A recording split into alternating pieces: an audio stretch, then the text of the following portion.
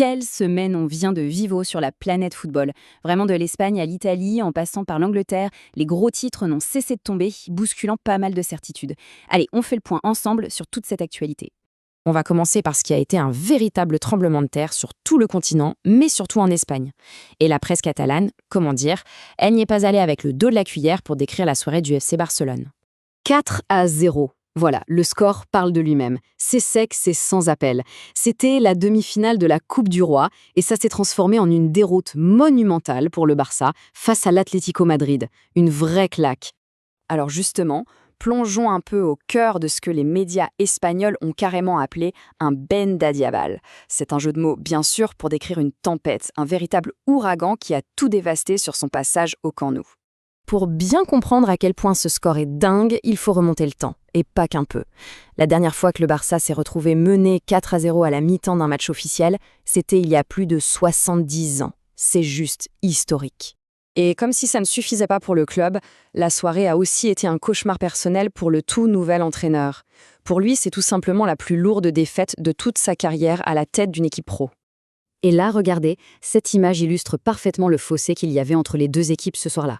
La presse a été sans pitié évidemment pour les Barcelonais, avec des notes proches de 0, alors que pour l'Atlético, c'était le sans faute. Le contraste est juste saisissant.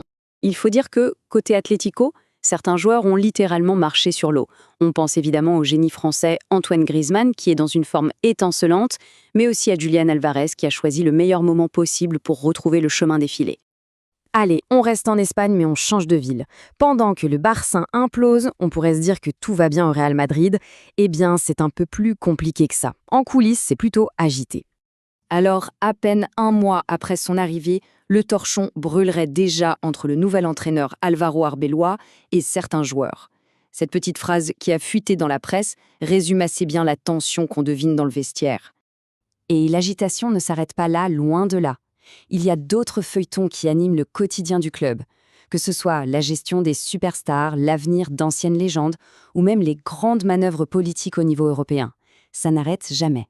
Bon, allez, on change de décor, on traverse la Manche, direction l'Angleterre, parce que là-bas, la course au titre en Premier League vient d'être complètement relancée. Le week-end a été riche en surprises. Le leader du championnat, Arsenal, qui paraissait si dominateur, eh bien il commence sérieusement à caler. Ce nouveau match nul vient confirmer que la belle mécanique s'est un peu enrayée. Et forcément, ce coup de mou soudain, ça pose une question. Une question cruciale pour la toute dernière ligne droite de la saison. Ce qui est très intéressant, c'est que la réponse, elle est peut-être juste là, sous nos yeux. Le calendrier d'Arsenal s'annonce terrible, avec plusieurs matchs contre des grosses équipes. Et pendant ce temps, celui de Manchester City, disons qu'il a l'air sur le papier beaucoup plus abordable.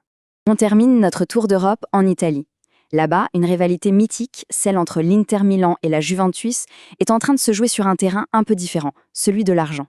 Et ça, c'est un petit séisme dans le foot italien. Pour la toute première fois, l'Inter vient de dépasser son grand rival en termes de revenus commerciaux. La différence se fait surtout sur les contrats de sponsoring maillot. Le point crucial, il est exactement là. L'écart entre ce que touchent les deux clubs de leur sponsor principal est énorme. Et ça symbolise un vrai basculement du pouvoir économique dans le championnat italien.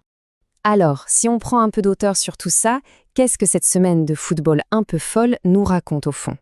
En fait, on voit se dessiner un thème assez clair. On a des géants comme Barcelone qui montrent des failles qu'on n'avait jamais vues. Même des clubs qui gagnent, comme le Real, ne sont pas épargnés par les crises en interne. Si on ajoute à ça des courses au titre complètement relancées et des hiérarchies financières qui bougent, le message est simple. La vieille garde est secouée sur tous les fronts. Tout ça, ça nous laisse avec une dernière interrogation. Une question de fond.